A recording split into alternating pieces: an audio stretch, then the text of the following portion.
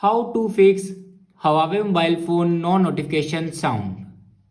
So let's start the video. First of all, swipe down to your control center and here you can check your do not disturb mode.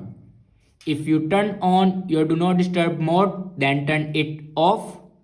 After turning off your do not disturb mode, then open settings and then click on notification and status bar.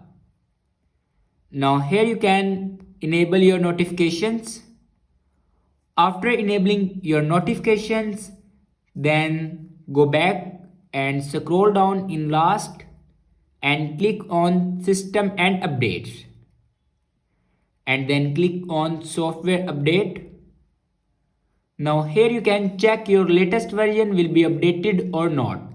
If it doesn't update to latest version, then update it to latest version. After that, your problem will be fixed. I hope this video is helpful for you. Thanks for watching.